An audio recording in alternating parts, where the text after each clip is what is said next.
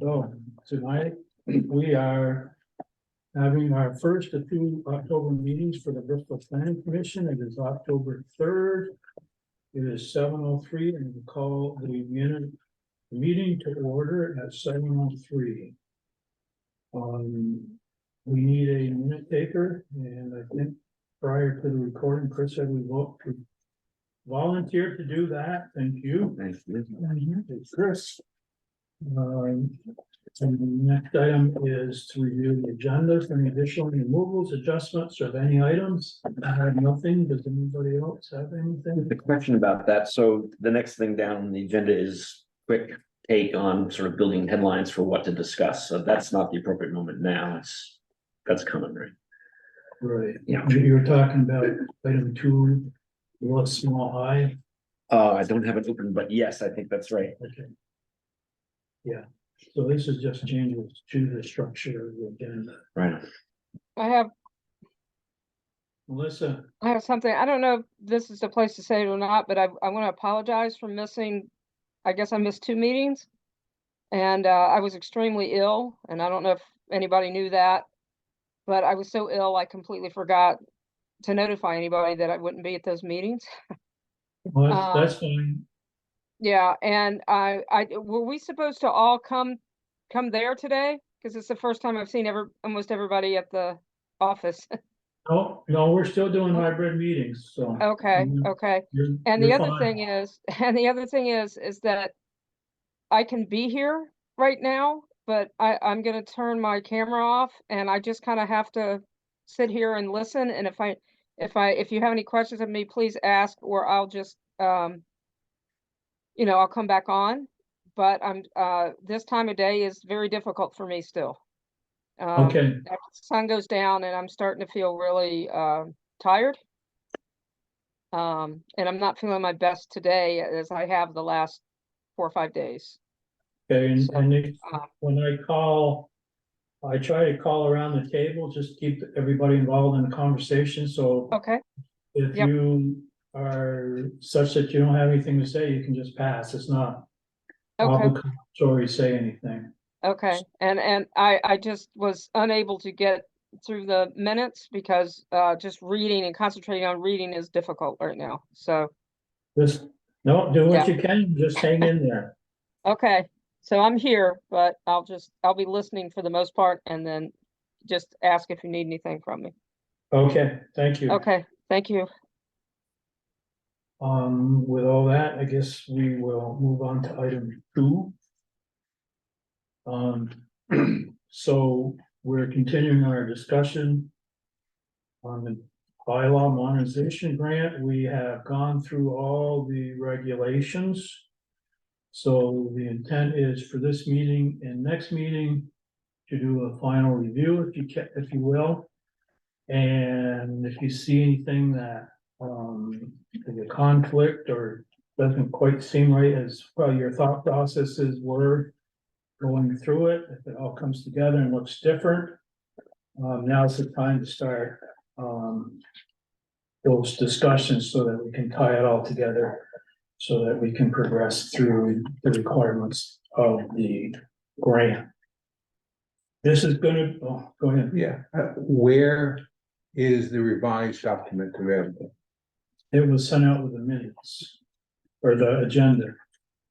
Well, you don't have it pulled up? An email from, Well, let me go back and see. let's see. What? Thought it was- Thursday. That was sent. It's this one. Yes, I believe it is. Okay. So that was what, October, Remember No. September 28th.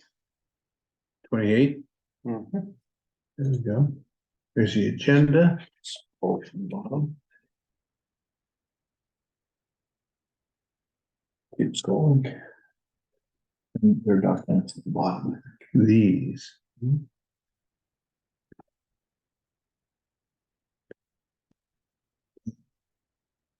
I missed that totally. Yeah. So like, It was on the bottom of a bunch of them. I don't think I got to them all. Yeah, so, You know, one was, yeah.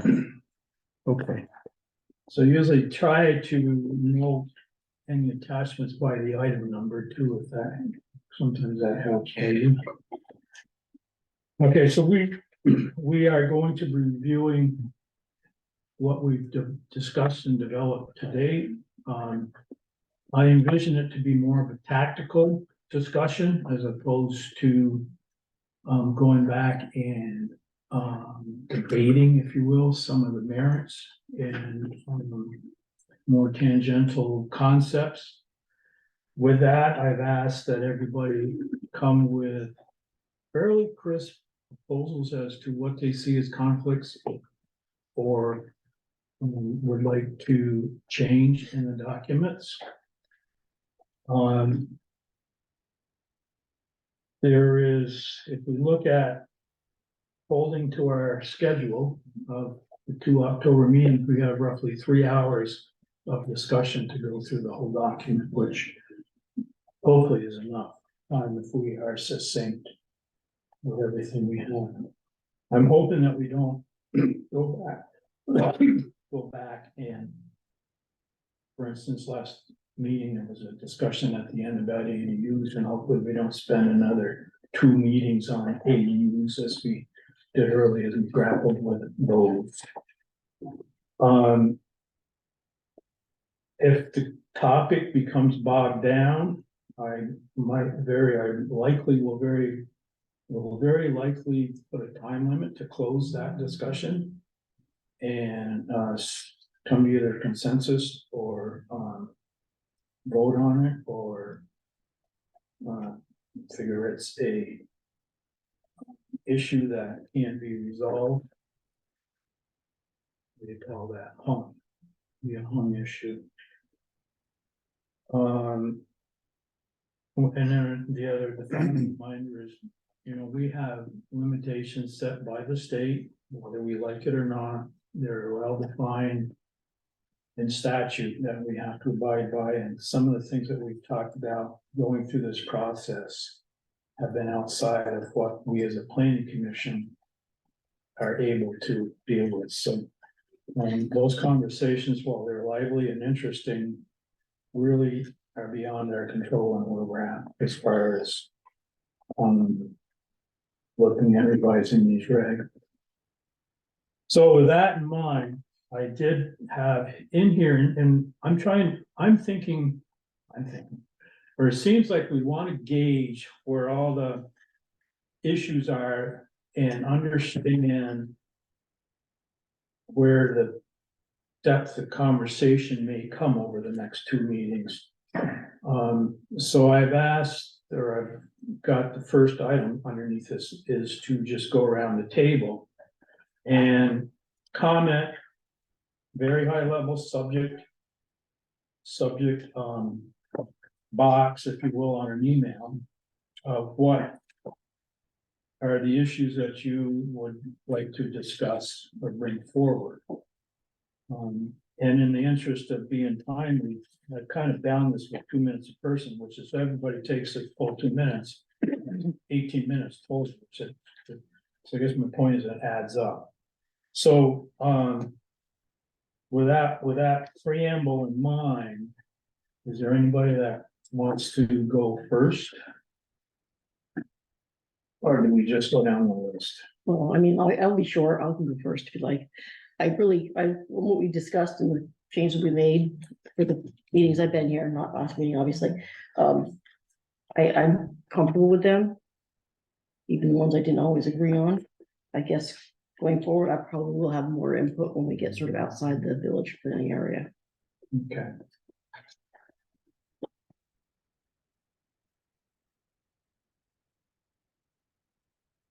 And who would like to go next? Anybody, or should I just start calling people?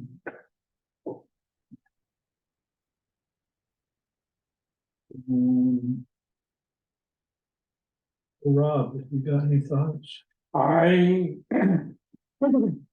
Excuse me. Apparently can't get anything out. Think that the changes that have been proposed to the village planning area drastically change the village planning area. And I think that it's too dense right up to the wall of the village planning area, which then abuts RA1 and so on. There is no filter out and sort of center density with kind of a mix out to the more spread out zones that abut the village planning area. So I have concerns about how dense some of these outer areas are. And changing HDR to be at the outer limits of the village planning area. Anything else?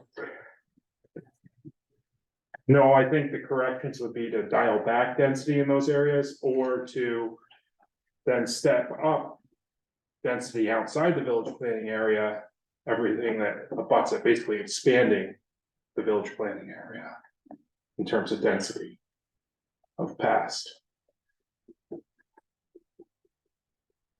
Good. Glenn, I know one thing I thought about is how, well, I'll just go to the word sanctions. What are the sanctions possible for people who just don't follow the rules? I mean, it's so hard, I know, for the zoning administrator to keep up with things, but where is there any power written into these regs? Like enforcement. Enforcement, I mean, like a certain number of dollars a day until you comply or something like this, because a lot of things just happen, it seems to me, and we sometimes let them go by. And, how do we enforce any of this anyway? Maybe there's an answer, I just don't know, haven't been on this board that long this time. We're going around. Yeah. for- let's go around and come back. And that's it. Anything else for you? I wish also, I don't have a plan to put forth for you, because I think I'm ignorant enough, but I know there are people that could talk about affordable housing and how to make a reasonable, affordable housing addition to these density increases, because I think that would be great and makes sense to me. Okay, Okay,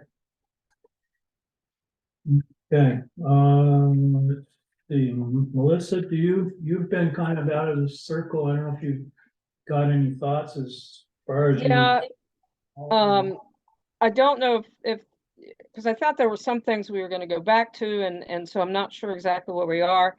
And I hate to say those 3 letters, but for the ADUs, we were talking about light, regulations with regard to light, exterior lighting and that kind of thing. And I don't know about noise, but at least the lighting. So that's one thing that I was wondering about. I don't know if any other decisions were made on that. But also, yes, about the just thinking about the how the density is on the out from the village, and my concerns about like it has what we have already decided to do, is that going to limit? Just don't I know we all don't want Bristol to turn into a bedroom community. I think that we don't want that, but how does that affect in the outside the center of the village, Okay, as far as how much that can be built up? Is somebody going to come in and just want to build a bunch of cookie cutter houses and fit as many as they can and just spread out? And I really don't know if that is actually part of what we're working on right now, as far as how far out it goes. And I really do apologize, but I just right now can't remember a lot of what we've done, what we've done in as far as density and increasing density in certain areas. And I really do apologize for that. But that was kind of overall my concern with, even just getting on the board, was to discuss that kind of thing. Yeah. Like I said, that and the perhaps as we get denser, we're going to need lighting regulations, possibly noise regulations, but I don't know if you've already done something with that, so. Okay, thank you. Yep.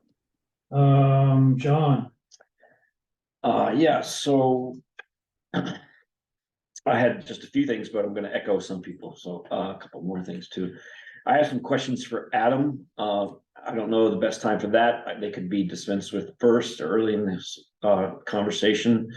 Since maybe the answers are broadly applicable to the topics for tonight. Specifically like how much it's about the densification part of this. So that's one issue. I'd love to have that chance. I do want to talk about section 404, which is the ADU section. I want to open up additional pathways for property owners to build ADUs, or talk about that with everybody and see what you think about that, and give the zoning administrator more guidance in the process. Go beyond really the limitations that the state have most recently put into place, or the rules the state have put into place. So that's the second one. Third one is I want to talk about the public outreach. Nobody really volunteered last time to consider public outreach, so I did a little bit, and I'd like to talk about that at the appropriate moment.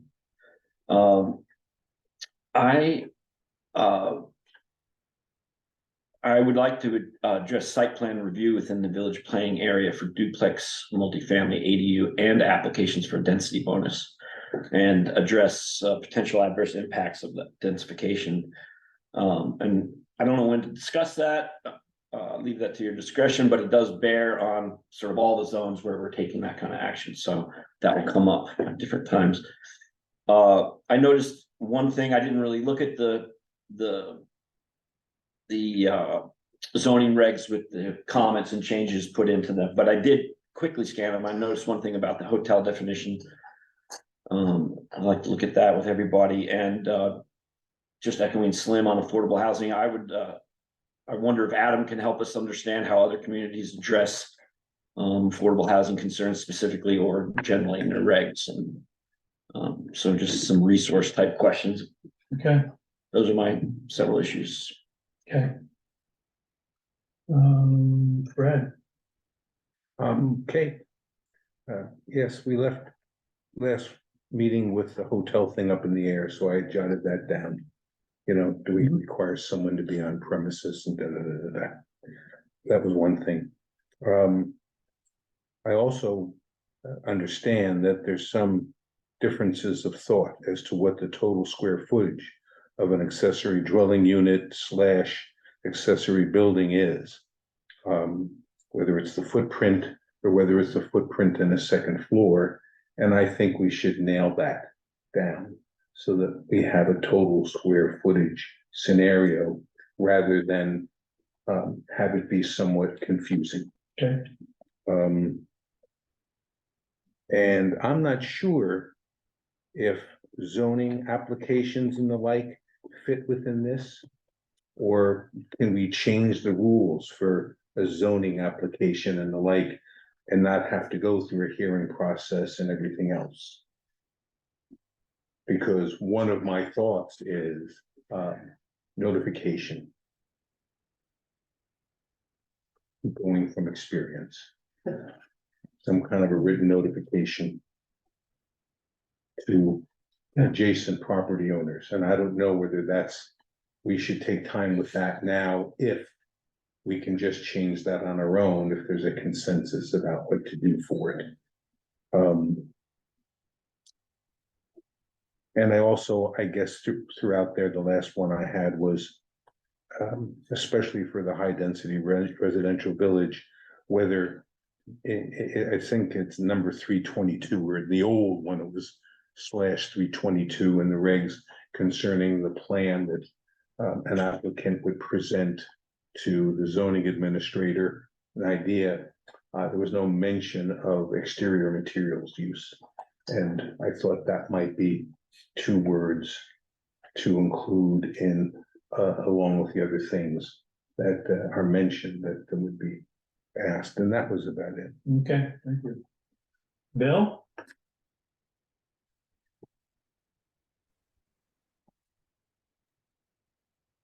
Thank you, Kevin.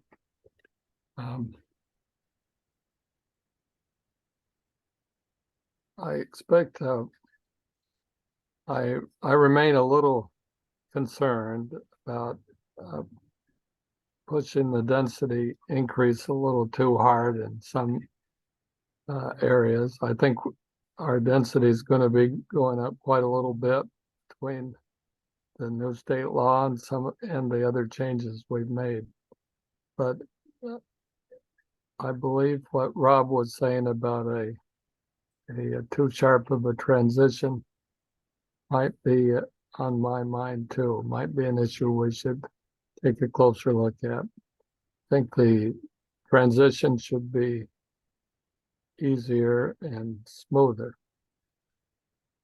That's what I'm thinking of right now. Okay, thank you. Kevin, And Mr. Chair. if I may. I would like to have considered dividing what we combine into the HDR as two separate districts. One would be centered around generally 1940 and older construction, which is really the heart of the village. And then the rest of the current HDR probably, and then what we've expanded into would have another one. And my thought, I mean, my thought was not to go back to adjusting the density there, but my thought was to allow as the new stuff gets developed, not have it constrain the old existing construction or the other way around. I see on village business area, there are conditional uses for public works facilities, emergency services facility, or a police station, and I question why we need to allow those in the village business area. I would like to, I would like to have a 25% density bonus on the second unit of a two-family dwelling or duplex. I thought on the ADU, the last one that talked about materials, which is pretty ambiguous. I thought we had admitted that, but maybe not. We did it in It's still in there. the. Oh. But anyway, so I was kind of wondering about that. And then the business yard definition, as it was revised, pretty much cuts out heavy equipment, which sends all the biggers out of town, which I don't think is right. I would propose that we somehow define when the type of equipment that an excavating contractor typically passes a threshold from what some lawn and gardening guys may have, and that sort of thing. That's what I got out of reading the revised record. So I think that the plan was just to start pretty much in the beginning and work our way through it, keeping in mind these things, and some of these things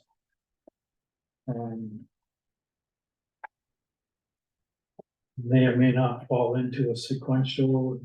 Were there some things, Adam, I guess, backing up a little bit, were there some things that, I mean, John said he had some questions, were there some things that in the list that we can discuss and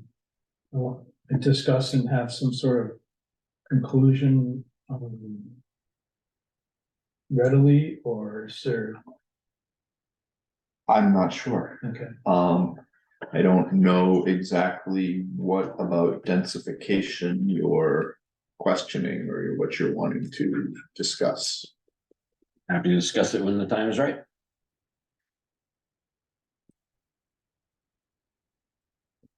Like I said, I think the answers may inform the conversation that follows throughout a lot of the sections, because the densification stuff happens in a number of zones and that sort of thing. So it's germane to that. it would be beneficial to me anyway. um, Since I'm 6 months into the planning commission, to see briefly what was and what is, so I can visualize more the densification increases in the various districts that we've made. And we've kind of gone through them one by one, but weeks, months go by. I'm hoping we'll be able to do that as we move through each district. So I'll be able to point out, and basically the regs have fine changes on them. So you can basically track and see what districts got more dense and how much more dense they got. Okay. And I guess I'd say we also should start with the maps, and that will at least open an introduction to where basically in the current draft there's more densification occurring. So if I have, what I tried to do was to basically capture all of the changes that we'd at least come to some consensus on, with the exception of last meeting, over the course of the 9 months that we've been working on this. So if we didn't come to consensus, I didn't make a change. So everything in here should have been something that at least a majority of people at the meeting where the decision was made were in favor of at that time. It doesn't mean you don't get to change your mind. We all said we'd go back and review everything. And you can bring up these whatever you would like regarding these changes, but my intent was to capture the changes you came to consensus on. So I think it'd be best if we go to the maps. I can do a little bit of a summary from those, using those, and then we can I guess I'd like to dive into the districts, and we can talk about densification, and if it helps us to step back from any given district during that conversation, we can. Okay, does that make sense to you, Kevin? Okay, so can everybody see the maps on the screen? Okay, and we looked at these last meeting as well. The map on my left is your current map. The map on the right is basically the changes that you all or we all have proposed over the course of this process. The two biggest changes on this map are basically just south of the village, where we added we converted the village residential district to the south of the village, and Chris is showing it to you right now, from village residential to high density residential. The other big change on the map is in the north of the village, where we did the same thing. So basically up by Plank Road and down by Lower Notch Road were the two places that we decided we would change the districts so that they allowed for more density within the village. So your village residential district, which is what was changed, allowed basically a density of, it was either 2 units per acre or 1 unit per acre. It went to high density residential up to 4 units per acre. While we're on the maps, we left the village residential the same along basically the mountain or Mountain Street, because you all were convinced that given the flooding that we've had there recently, that was not a good place for increasing density along that area. We made some relatively minor changes right around your village business district. We basically changed the village business district so that it would encompass all of the properties served by your water and wastewater. The whole village is served by water, but only a certain portion are served by wastewater. The state regulation S100 or the Home Act basically had certain requirements for areas that were served by both water and sewer. So by basically putting all the sewer property within that district, we could make changes in just that district to satisfy the Home Act, and it did not necessarily impact the rest of the village planning area. So some of your rock district, the district in gold, at the east side of the village basically changed either to a sewer district. So Chris is zooming in a little bit for us. So that's okay. So you can see some of the gold on the left-hand side. It's on the right-hand side of your village business district. It's on the left map. Those changed either to village business if they were served by sewer, or high-density residential if they were more residential type properties. Those were largely the district or the mapping changes that we made. So the Seward area is going to be more dense. And the two changes in your high density residential district at the north and the south of the village are more dense.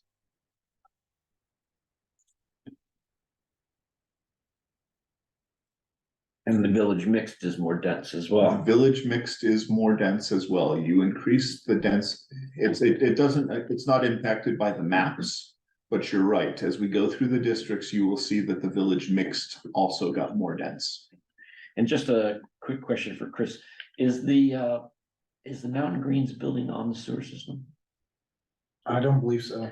So it is shown in the village business district here, I believe, if And I'm it reading may the be. map right. But it So doesn't, I think that would be a mistake. well, it doesn't have to be in the district, I don't believe.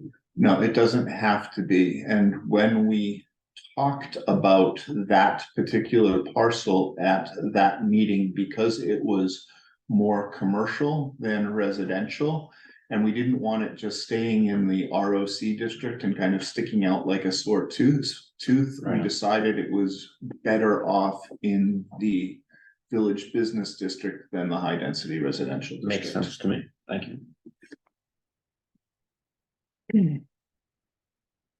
May I ask, what is the most northern, or, to the east, north and east? Now, village, business on the sewer, there's some new red squares. I'm just wondering which properties those might be? Yeah, right. Oh, on Mountain Street there? Yeah, One of them is mine. the trading post. The little triangular the weirdest looking lot there Yeah, is, that's the trading post. And then, Oh, okay, and then the first blue lot to the north is the little house next to the trading post. all right, okay. So you can, and that lot is so small for that big building that it's hard to see. All right, But that's I'm a it. little confused there. Okay. Yep. Okay. So, I guess what I'd like to do is, we had two density questions and they may be coming from other ends of the spectrum. What I'd like to do is we've talked about where they are by looking at the map. When we get into a specific, we can come back to the map, but I'd like to, as we go through the districts, I'd like to, Rob, you can say, hey, Adam, high density residential district, expanding So- to those areas is. Yeah, so while we have it up here, I mean, I was just looking at it. And basically, everything. The majority of the planting area now is 4 units per acre. That being the village mixed and the HDR, so all the orange and white crosshatch and all the cyan. Sort of color, that's all 4 units per acre now. Correct. And up against that is the one RA1 on the outside of the village area. In most places, you're right, there is some RA5 As well, as well. which but means that you have a hard line of 4 units per acre and then 1 unit per acre with nothing in between and no and a filter out and Mhm. diffusion of that density. Understood. Chris, could you go to the next set of maps, just the whole town maps? And while he does that, can I address one particular parcel that may concern you on the south side where you point out here that the new, what is that zone? Sorry, like the RA5 is up against the village playing area and whatever zones on the north side of that, and it's slightly tan on the map I'm looking at, and the RA5 is white, I guess. That piece, I think that piece, that sort of triangular piece that sort of bounded by the river there, is mostly floodplain, just as a practical matter. I don't think anybody would be building much of anything. on It's this. not just that one, it's kind of the No, whole idea. of- Yeah, no, and I'm with you on the idea, totally. Just noticing that one parcel of RA5 on the south. But that may be neither here nor there, but Yep. that may argue for like, I don't, anyway. Okay, so I wanted to just kind of zoom out for a second. The yellow line, I guess I'll call it spotted yellow, and that is basically your village planning area. So remember, we were charged with looking at basically creating opportunities for housing within your village planning area or within that yellow district. So those were the districts that we focused on. Rob, you're right. You have, by increasing the HDR district and by increasing the density of the village mixed district and also the village business district, you largely now have created, I would say, a fairly large or more significant opportunity for more dense housing within the village planning area. And we did not do any work in the rest of Bristol. Correct. So outside. However, it goes against the whole narrative of the village planning area with the more dense in the center and less dense as you work out. There's no longer kind of what I call a bullseye effect, if that's what you mean, yes. And just a question, is that Rottendale tail, that's also the village planning, a little orange bounded? Yes. Yeah, okay. Yes, it Thank is. And I believe that's village mixed. And RA something.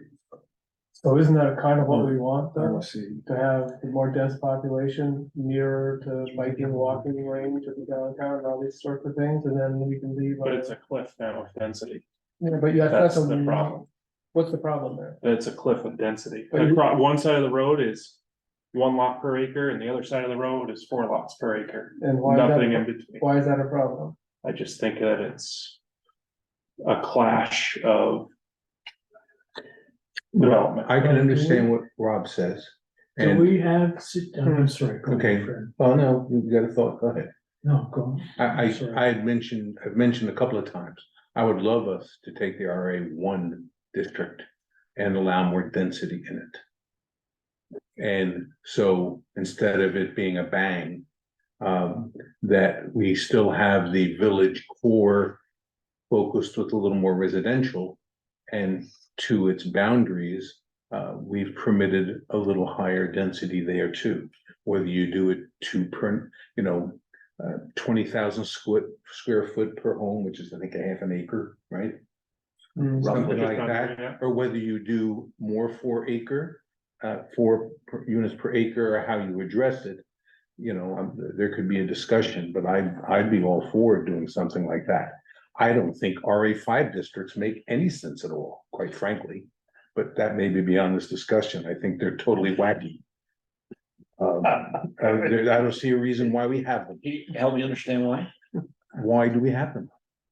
I'm just interested in If there's no good explanation. just I too much don't like know. land with one I think house. to some degree, maybe it was agricultural based. I don't know clue. I don't have a clue. It was originally done to maintain the rural character of the town. That was the rationale, that we didn't want to see South Burlington like subdivisions. As you go from farmland right into the Butler Farms along 116, we want to make sure and that's what we're talking about here. And I guess if we feel that way, that'd be a good way to prevent it, for sure. If we don't feel that way, and if we don't know that we don't feel that the same pressures might be here, it's something that potentially we could loosen up I've just never been big a fan. You talk about affordability, a few people, you mentioned it. Well, this is one of the things you can do to make things more affordable, is if you reduce the amount of acreage someone can buy. Low-cost lots and acreage close to where the services are is something that helps make affordable units more possible where we want it. And if you do it a little bit on the edges, I don't think it would hurt. It would also take some of the pressure off the cost for lots So do within we- the village. So on The that fee vein, that do we we have- need to include business in the HDR to make it relative, make the density relative to the services? Was that? Say that Well, again? you do allow for some density, some businesses in your HDR district. Not many.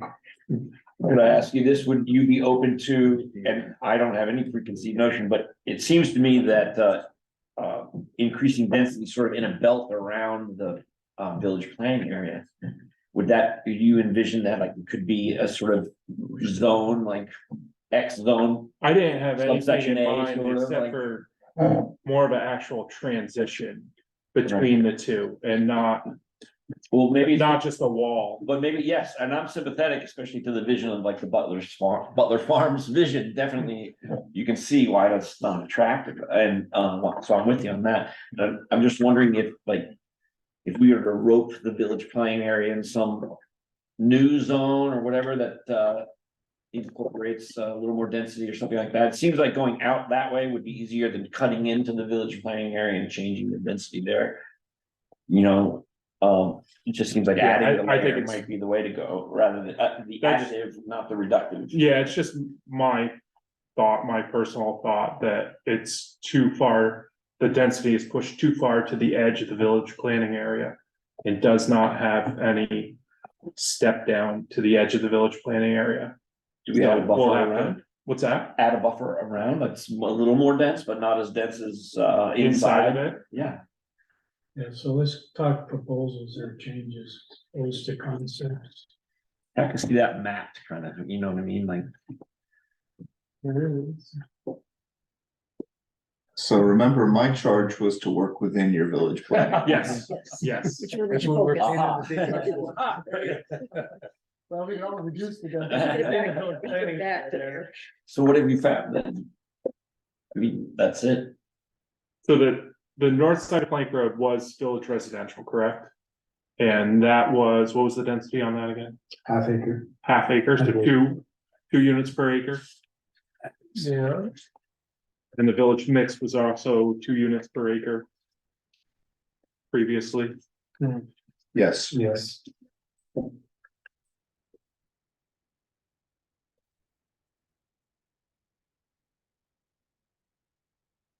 And we made that up for the same as I guess.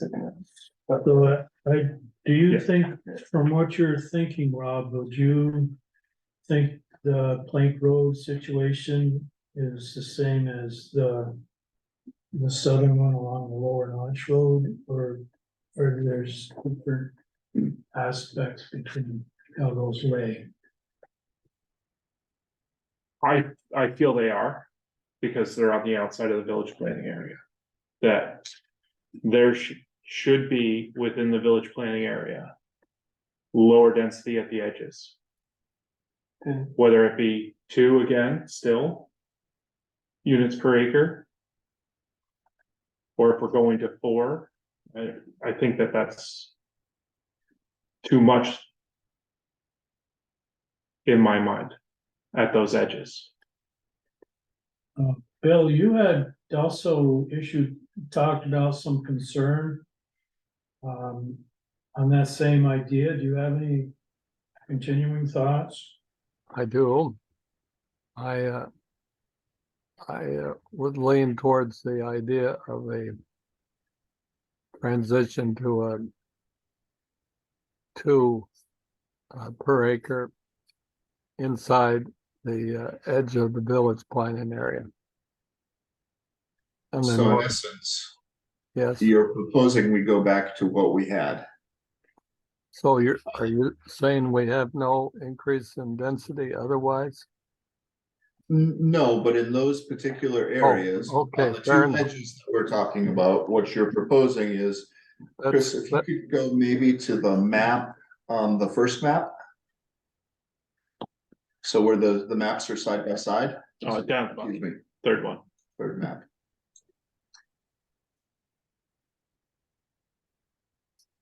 There we go.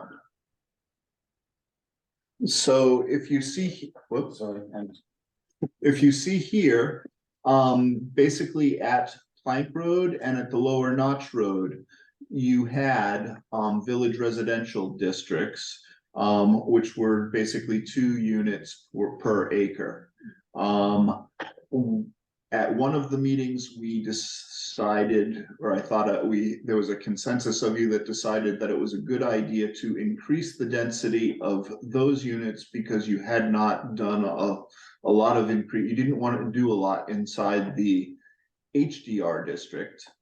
And you thought that these would be the places that would be better for multifamily homes.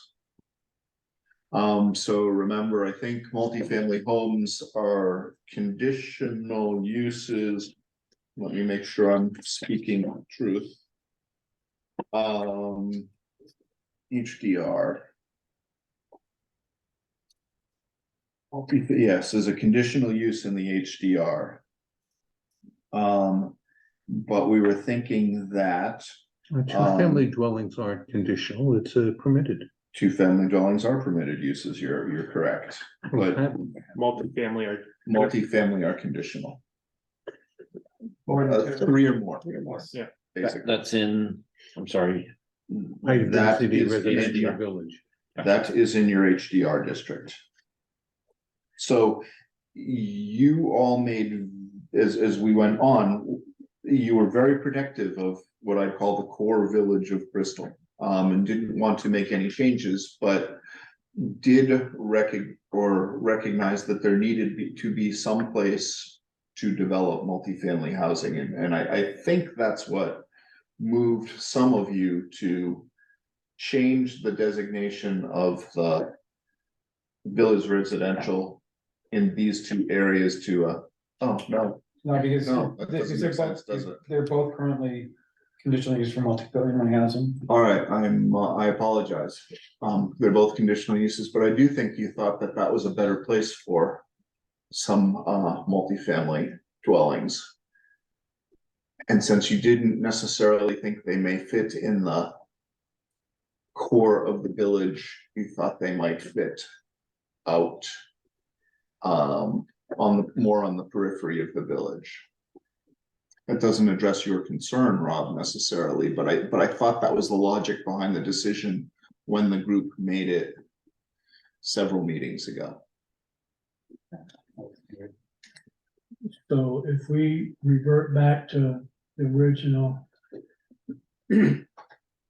zoning allocation for those 2 areas, we still have increased density in the village residential or village mixed. In the village mixed and in the village business. Yes.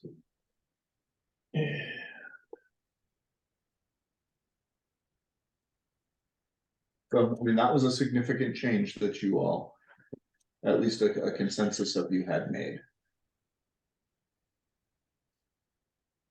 The commercial. perhaps we could consider a compromise that would expand the height density, but not to the full limit of the village planning area. You could, yes, so Chris, if you wanted to go up to the other map showing kind of the village. So. Yes, if that's what you chose to do, you could leave some of that potentially as village residential if you chose to. Perhaps north of Plank Road. If I may be so bold. And I'm just, Some of that was already HDR, right? Yeah, Just the closer to North Street. yeah, That's my thought.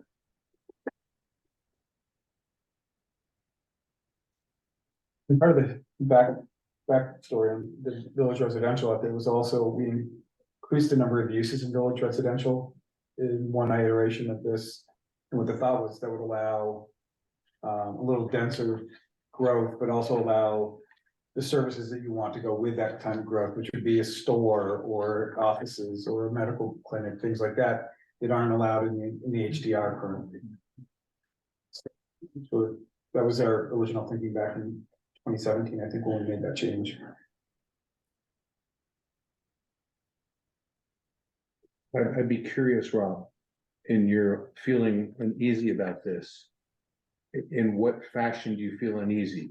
How do you feel it's a negative impact on the people that live in Bristol today? Or the people that might choose to come to Bristol? That there's such a drop off from 4 units per acre to 1, which I would be happy to change, but why is that? Why do you feel that that's a negative impact for the community?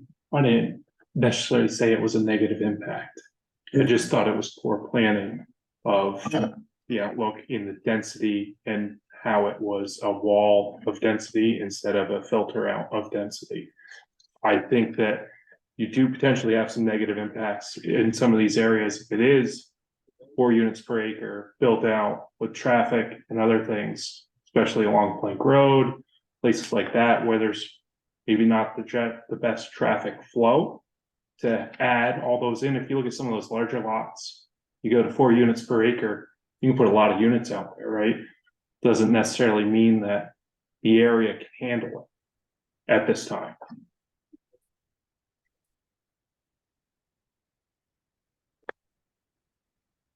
Guess I'd ask you a question on this one, if everybody's ready, and see where people are. Then we'll go to maybe the other side of the density equation.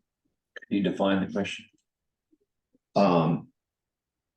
Well, I would define it as, I think Rob and Bill are proposing to change the density in along at Plank Road and Lower Notch Road, where you changed it from village residential to high density residential. I think they would propose to change it back I mean, to village residential. just some quick input too on the Lower Notch Road. There's not a lot of development that can happen there no matter what. One developable flat is now a solar farm, or will be a solar farm very shortly. So whether you make it HDR, VR, that southern piece is sort of a moot point, and the terrain, what's left of it's almost undevelopable. So the question is, do we revert back village residential back to? Is that a Correct. fair summary of what you're thinking, Rob? I think at this point, that's probably as succinct as we can get on this for me. So let's do a straw poll. Everybody's in favor of doing that, thumbs up.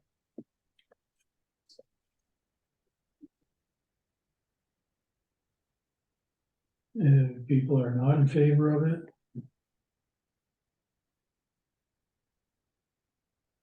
It's 3-3. Melissa, I don't believe voted.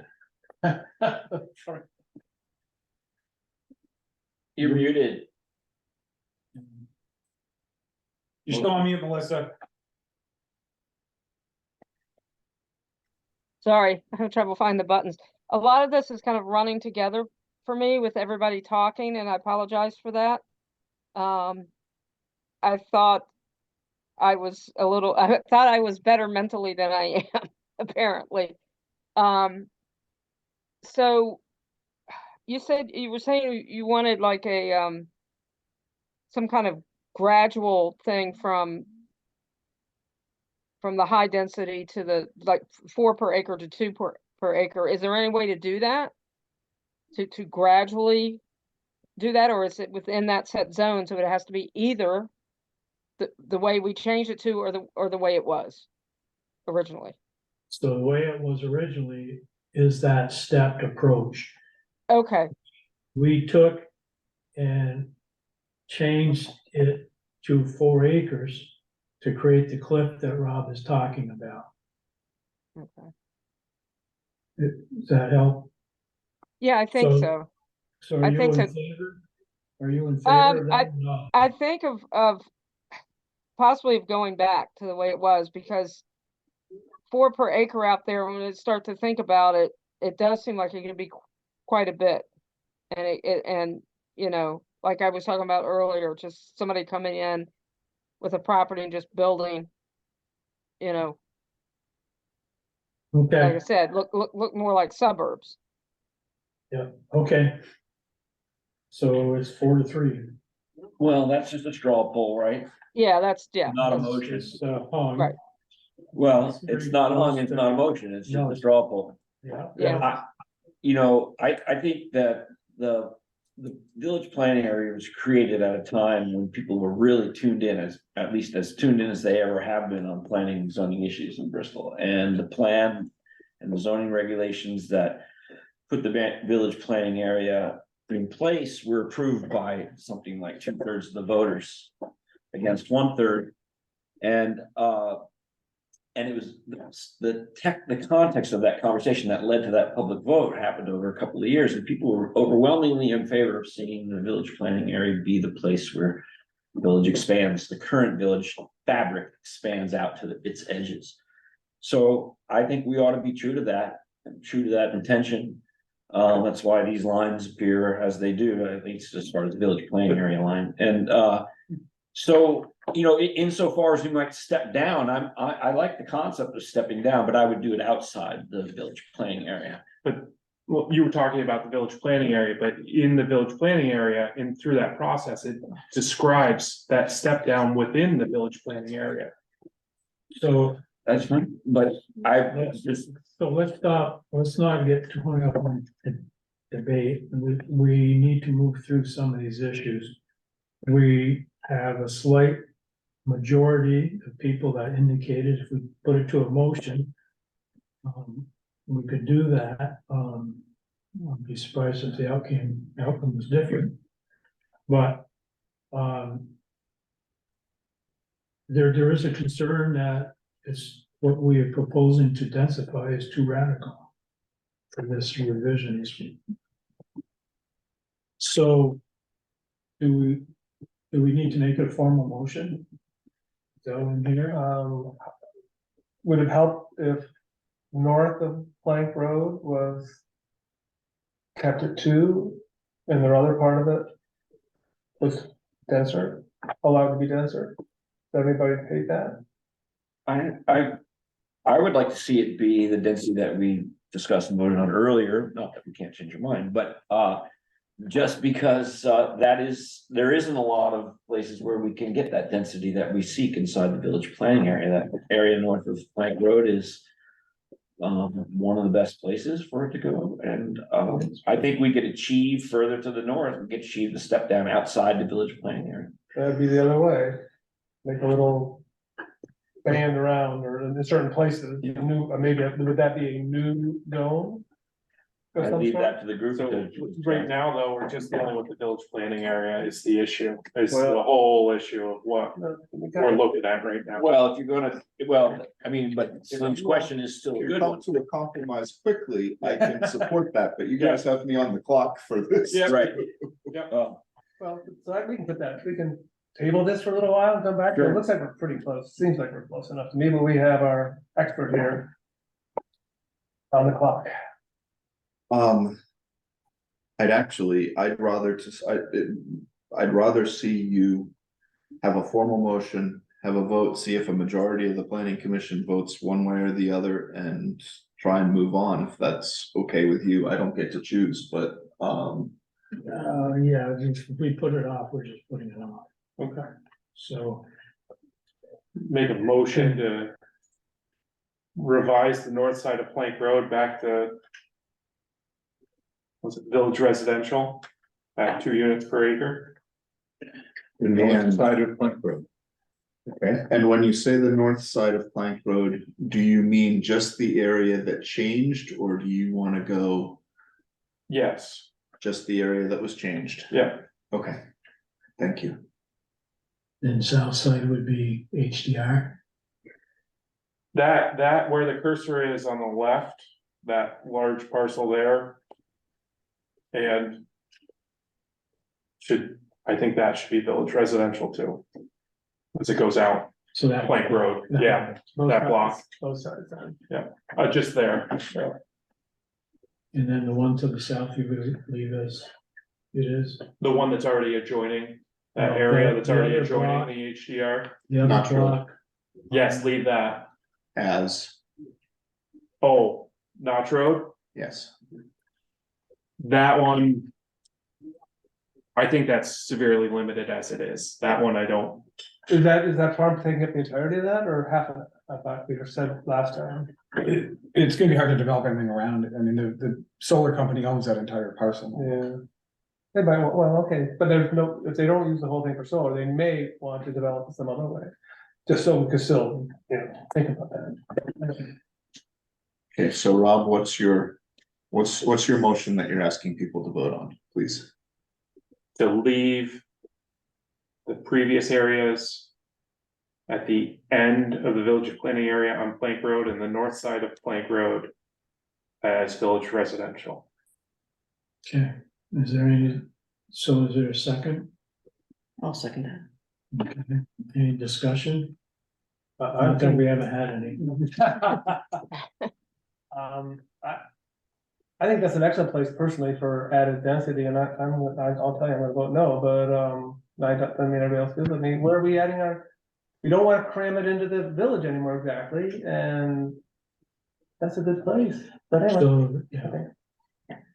Anything else? I think we have, like I said before, this is the opportunity to,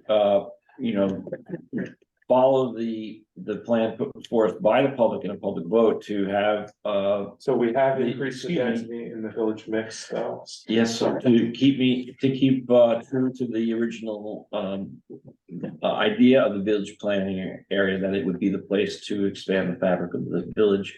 I'd like to go out to the limits, and insofar as we step down, we do it outside, so I'm gonna vote no.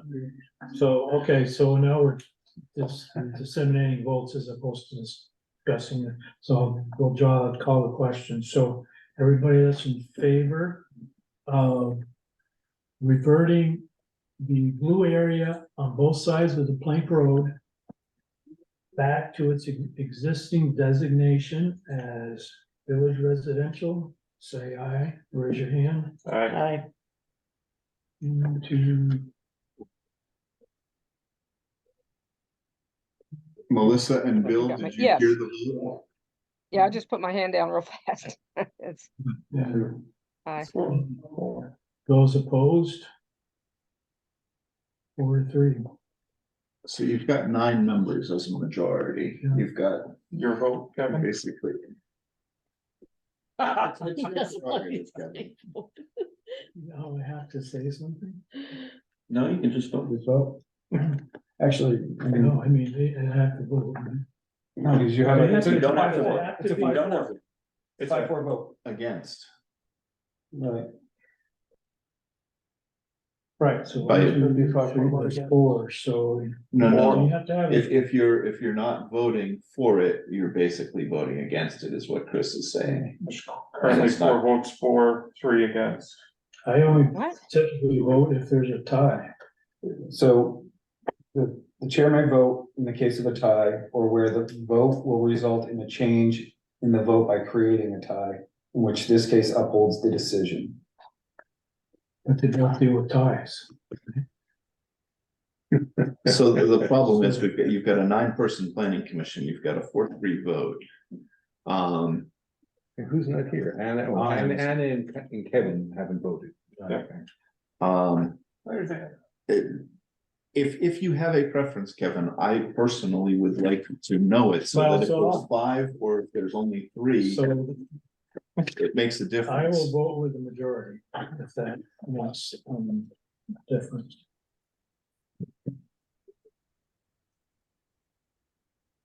So there's no process for waiting for Anna's vote or somehow getting it? Not here. Yeah, I never Is it realized. because of the impact of additional density that is your part of your concern, like? So the question's settled. You guys like the cliff, you guys like the cliff idea, where it goes from one to the No, other? and I'm sympathetic, Yeah. but I'm just wondering if is it a matter of impact? It's over. He doesn't have a reason. He just You doesn't don't like it. have to have a reason. Okay, Now, so That, with that action, yes. how much have we increased the opportunities for housing in the village, big area? you have still made pretty Yes, significant yes. density increases in the village mixed district, which is the orange hatch. Village mixed, there it is. So we have 2 units per acre. No, Used to be, now it's 4. But on your revised thing, it's. assuming you It stick with the crosses- revised Lovers four. Lane, I am. Hewitt, Well, right, assuming, well, we're gonna vote, you're gonna have the opportunity to support that or not too. So yes, assuming you stay with that change. Because what did we just do for the other village district that we put this back into? That still stays at 2. The That village stays at 2. residential district stays at 2. So if we do the village mixed at 2, the way it is, we will have done nothing, You. basically. You will have significantly reduced the density, or you will not have increased the density in the village. As it is, the revised regs Four. increase Village the mixed. No, the village mix to. The 2 is crossed. 4 and 2. I think the two is supposed to be I- crossed out. Maybe I just can't. Yeah, see. the Yeah. 2 is supposed to be, if you zoom in, the line on the 4 makes it look like. But they're that would both be, crossed. that would be better from my perspective, because I thought that's what the point of all this was. So He's gonna here, make it big enough, you can see it. They were both crossed out. No, the four just has a line under it. It's the font. It's the. I can't read it. I said, you gotta make it bigger, I can't read either. I am gonna, I think I'm gonna move us on, otherwise we will, Keep going. miss our window, so, I- Melissa? I am really sorry about this, and believe me, this is not a comment on anyone here, but I'm starting to get a headache and feel nauseous. So I think I'm gonna have to leave. Okay, I'm just not feeling well. You still have a quorum, right? yes, Without me, okay, I do apologize, and I don't know that I'm adding much to this meeting anyway, but yeah, No. I'm just kind of at the end. okay. Thanks, well, All right, Thanks, Melissa. I'm sorry. Feel better, Feel Melissa. better. Thank you. Okay, before I leave the maps, John, you had some comments on density. I guess I have them prepared, if you're ready for them. It's a few, they're related, you'll see. In your opinion, as a planning professional, Mhm.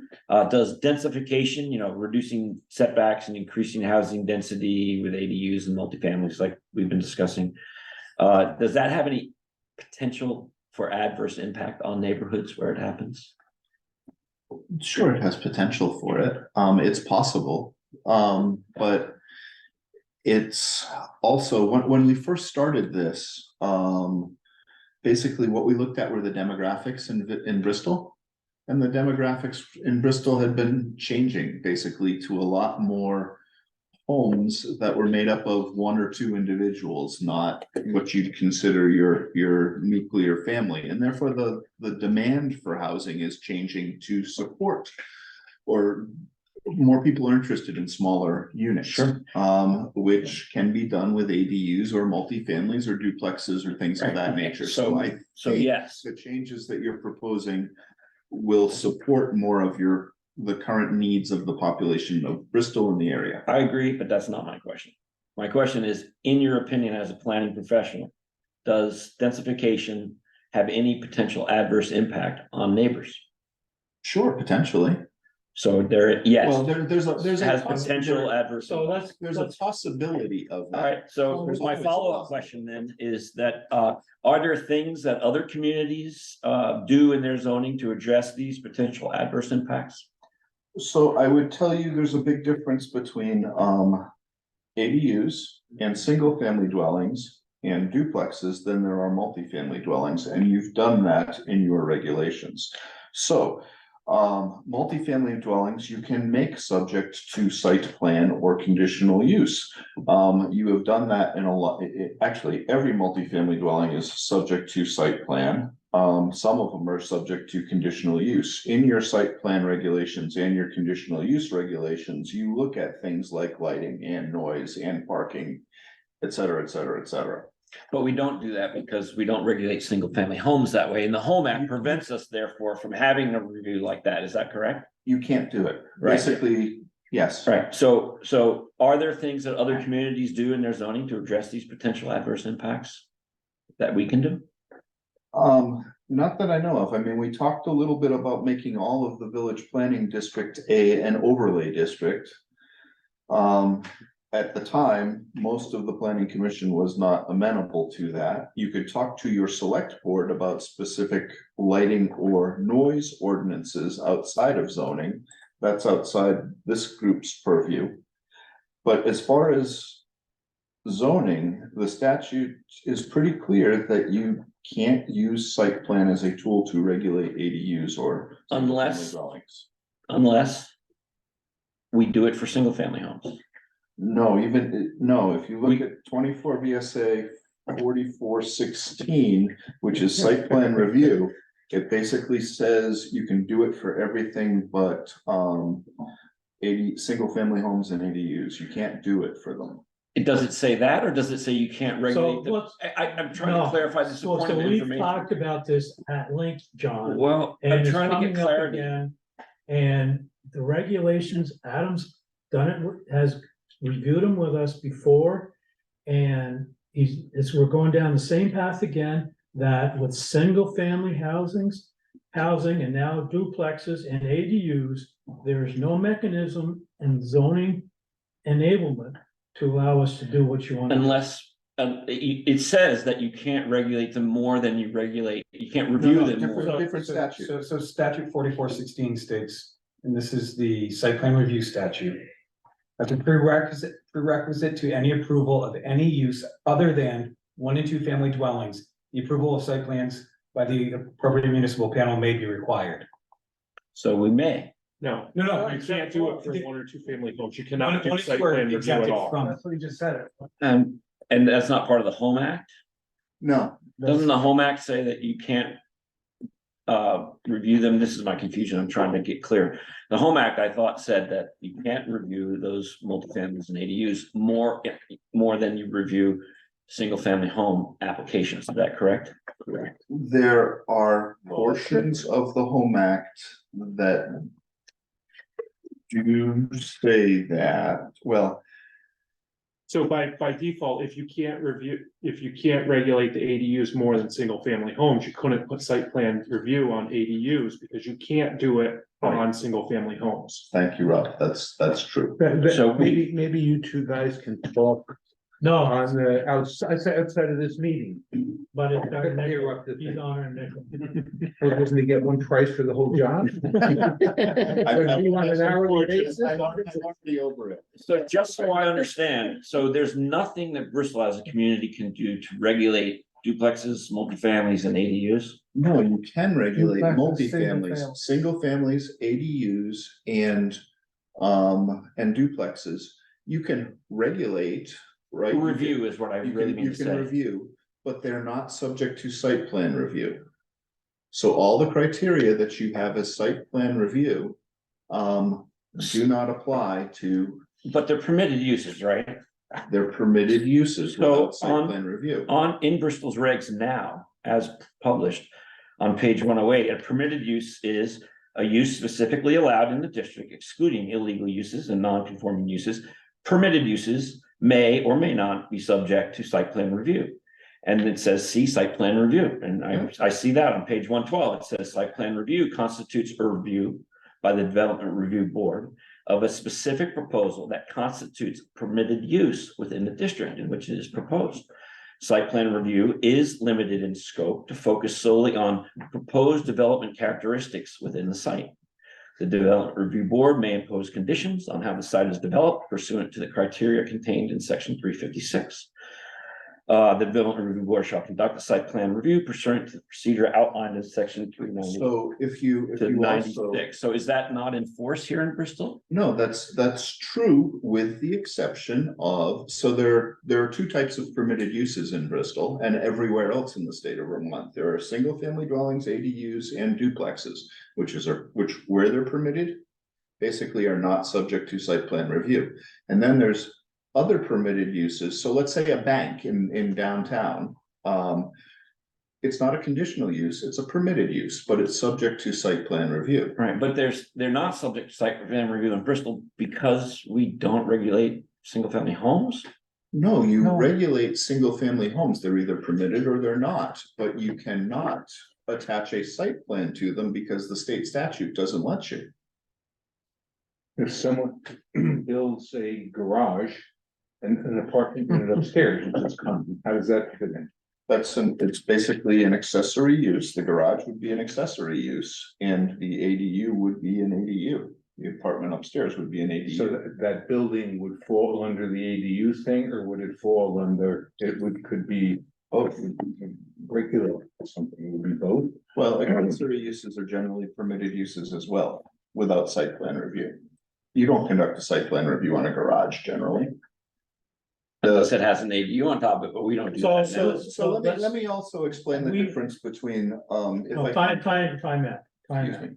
We are going back, and I cautioned before, we're going back to the circular questions that we've spent meetings on before.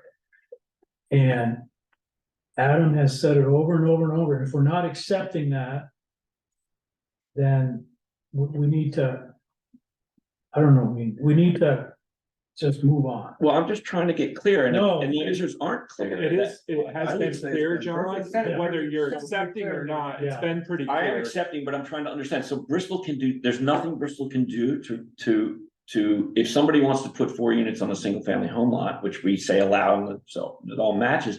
There's nothing we can do to regulate that. There's no review for them, or is No, there there- a review for there- multifamilies? So Yes. a permitted use can be conducted by the zoning administrator, right? And it will be, okay, is it permitted within this district? Do they meet the setbacks? It's basically a dimensional review.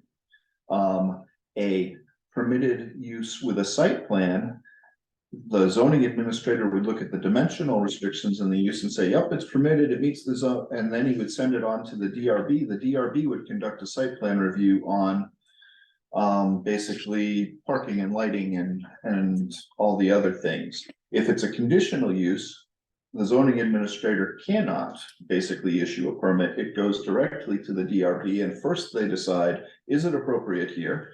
And if they determine it appropriate here, then they applied site plan criteria. And the parking needs to do this, and the lighting needs to do this, and this needs to do this. But state statute's super clear. Site plan review does not apply to single family dwellings and duplexes. And because of the Home Act, you can't treat ADUs different than single families. It therefore does not apply to them. So we can't have any more review of those things in Bristol. If we wanted it. You can have dimensional reviews, basically, they still need a permit. Can you put site plan criteria on those things? The only way you could do it would be to make either a design review district out of the whatever area you wanted, and you'd be regulating everything. It's like you have a design review district in your Downtown. in your village business district. Or you could ask the select board to pass ordinances on things that you wanted to regulate, let's say noise and lighting. But those are outside of the view of the planning commission. They're outside of the view of zoning. That's good. Thank you. Okay.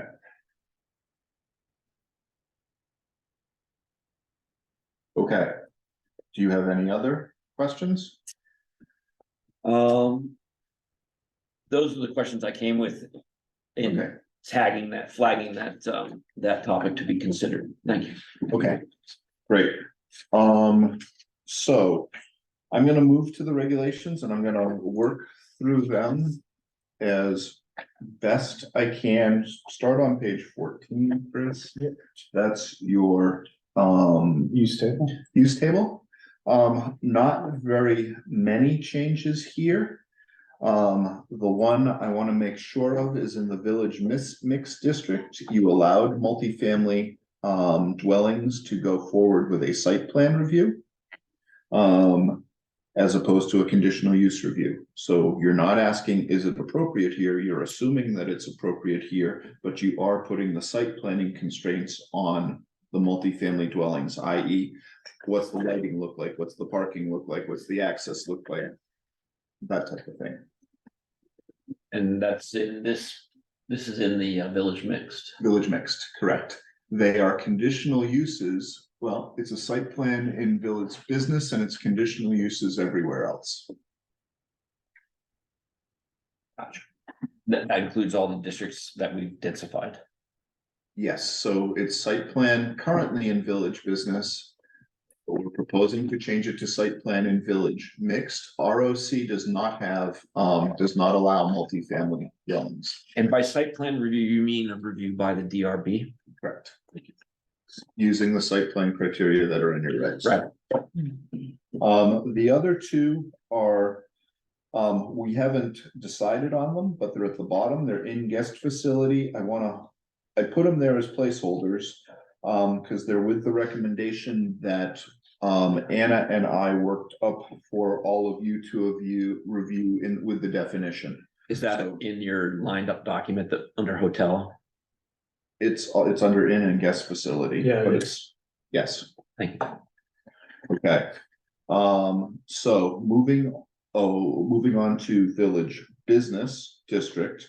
You made a lot of changes to village business district. Let's see, that's page 16, Chris. Okay. Made some changes to reference that basically, it now encompasses all lots served by the Bristol wastewater system. Therefore, we made changes basically, so that district encompasses all of the Home Act. The density changes that we made below will also meet the Home Act. So you'll see just a couple changes to the language, supported Bristol's densest housing options. We moved it from 60 dwellings per unit to 8 dwellings per unit. We moved the residential lot size from 10,000 square feet to 5,000 square feet. Just above in the permitted uses, conditional uses, that's the same change as I showed you in the chart. You all have not necessarily agreed to that, but I put it in as a placeholder. Down below at the bottom of the page, you'll see in the footnotes, affordable housing development is defined by 24 VSA 4302, includes mixed use development, may add an additional density bonus of up to 50%. As required by 24 VSA 44-12-13. This is one of the changes of the Home Act. So in addition to the density here, if they agree to do an affordable housing unit in this district, they get an additional 50% density. And are density bonuses considered at a DRB review? Or are they just granted by the zoning administrator? No, so anybody doing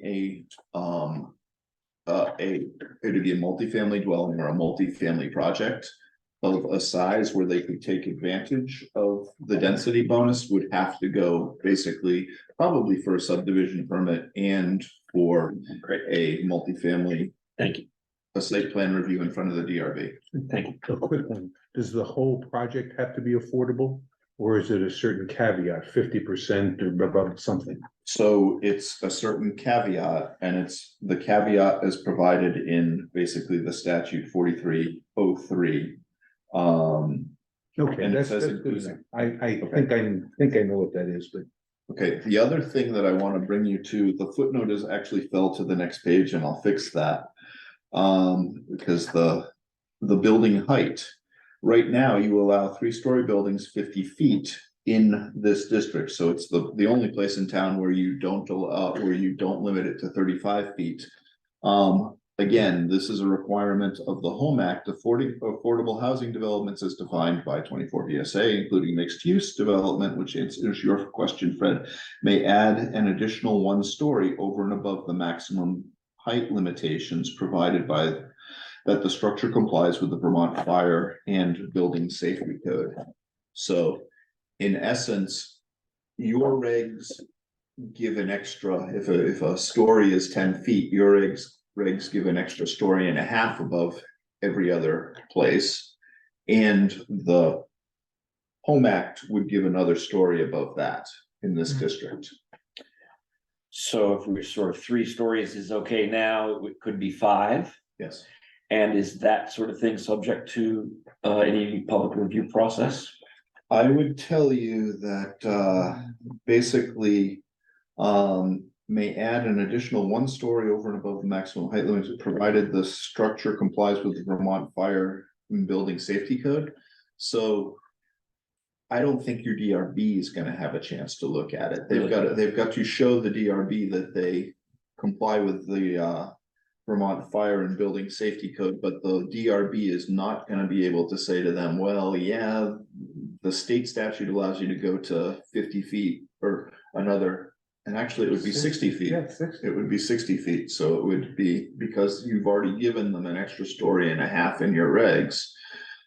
Even though it says 3 stories and 50 feet. One's residential, one's commercial, I believe that's different, yeah, right? I know what you mean, max. Minimum is 3 stories, maximum is 50 feet. That doesn't make any sense. You wanted them to build to your existing, That's right. Not have a This is single the story in the middle of all the 3 or 4 stories. yes, yes. So that's why the minimum Gotcha. is 3 That's what stories, was throwing but theoretically, they could get to 60 feet would be 6 stories. So we could have a 6-story building built in our downtown without any DRB review? No, you would have a DRB review, but one of the things they couldn't say is, well, our regs say 50 and we're gonna forget about the state statute. Even though it says 60, or an additional 10, an additional story, we're not gonna allow you to do that. They can't do that. So So everything else that the DRB would be reviewing, they could still review. It's just the height requirement is gonna be per the state statute on that. right, And Bristol's regs would require them to come to the DRB? yes. That's written into this draft? It'd be a multifamily unit and therefore they would have to go for site plan review.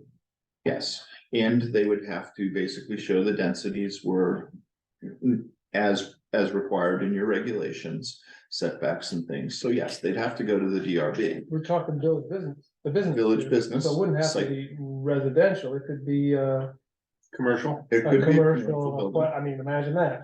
It could be. Okay. So the reason I brought that to your attention is you had already given an extra story and a half, the town of Bristol, above everywhere else. And then the state statute is saying, and now you need to give another story. I guess my question to you is 6 stories okay? Or, and actually the extra story, mixed use development, it could be part commercial and part residential.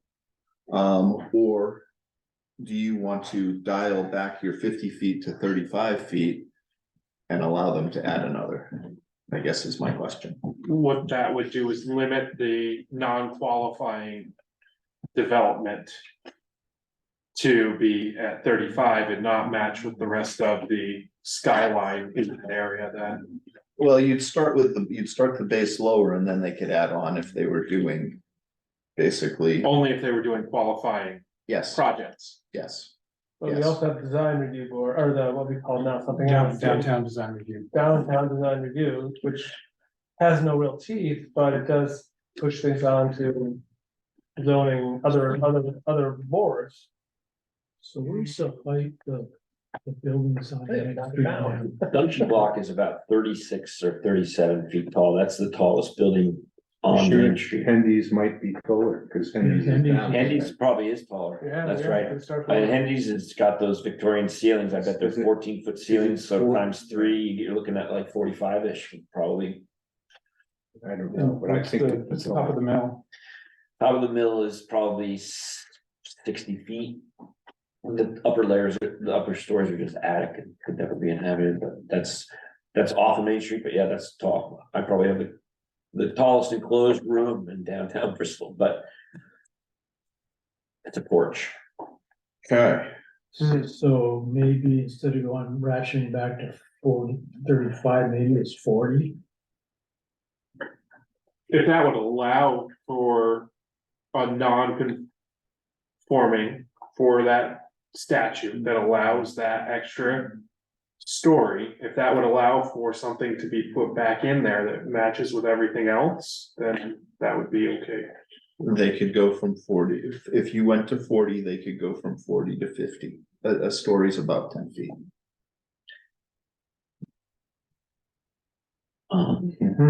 I mean. Yeah.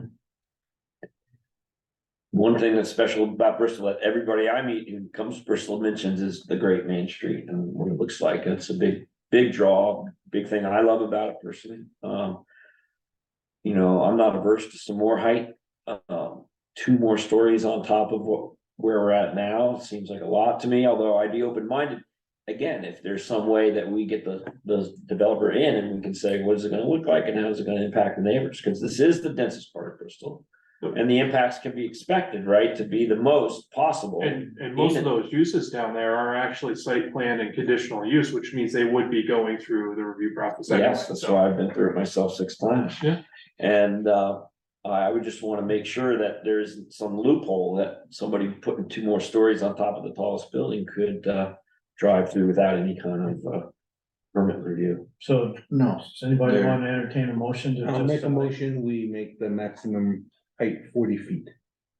Versus the 50 that it is currently, which would allow the maximum height to be 50 feet with the bonus thing, if that works out. With the state bonus. With the state. I'll second that. 1 seconds, any discussion, any more discussion? Everybody in favor, say aye. Aye. Raise your hand. Oh, there's Bill's hand. I just saw his hand poke up. There it is. That's unanimous. Okay. I love it, Bill, you're the disappearing man up there. Any other thoughts, questions regarding village business? We gotta decide on the hotel thing. Right? That's definition later on, Yeah, right? That's, I was gonna do it as a definition later on. Okay, that's fine, that's fine. Okay, ROC, you did not make any changes. So we're gonna move on to village mixed. You did make, the biggest change that you made here was that you basically doubled the density. So you went from 2 units an acre to 4 units an acre. And basically went from residential lot size, I think that's 10,000 square feet. Yeah, it was 15 and. It was 15, that's why I was thinking, why was it 5? And now I see it was 15, you went down to 10. That was actually one of the requests of the firehouse development was, you know, they had to get some extra land and it was largely because of the density in the village mix, so. It's supporting some of your existing density now. I'll point out, we're gonna go to business yard later, but I do have it highlighted to just make sure we're gonna talk about it later in the definitions. Thank you. Okay, other change, lot coverage, basically increases, since we have the density, we increased the lot coverage in the village mixed district to 50% and kept it that way for both commercial, and we reduced rear yard and side yard setbacks so that they are similar to HDR. Okay, any questions on the village mixed district? Okay, we did not. Oh, can we back up to page 16? Sorry, I wasn't keeping track of it.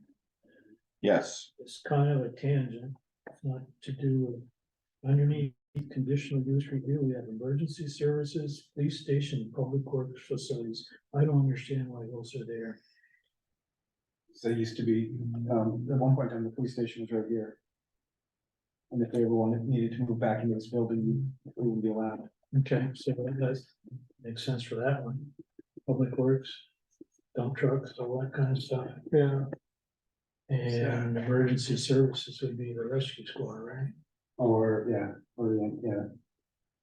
Or it could be a fire, it could be a one day fire station, if you need better fire coverage in your downtown.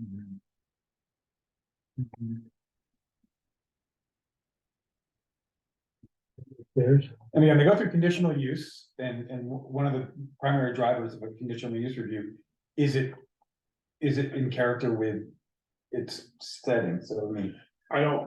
I personally don't see a downside with that being in conditional use for the area. That's my thoughts on it. so the definition of a public works.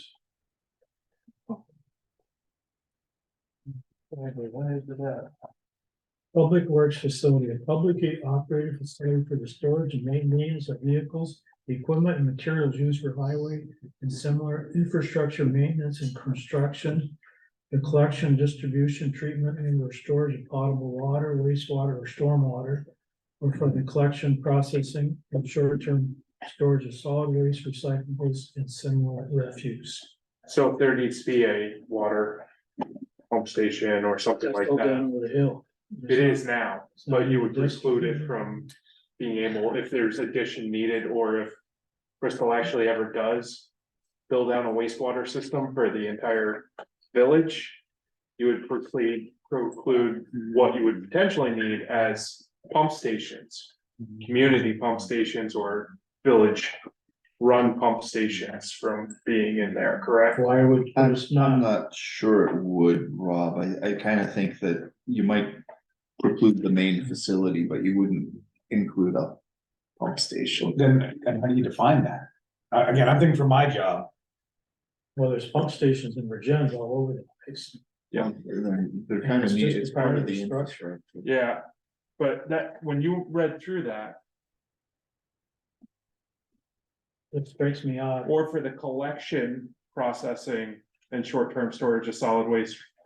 So I wasn't, that's where I got a little collection, distribution, treatment, all of that as it ran through the potable water, wastewater, and everything else, because it included distribution, and collection of that. For those facilities, that's where I don't know if there would be an adverse impact later on. Yeah, I don't, I just don't see that. Did you have a concern about it being in Being a conditional use? highway maintenance garage on Main Street is what my concern is. Do you think that that would go through conditional use and be approved? It's Is that your, conditional. is that your concern? Okay. I'm just, So if it's conditional use,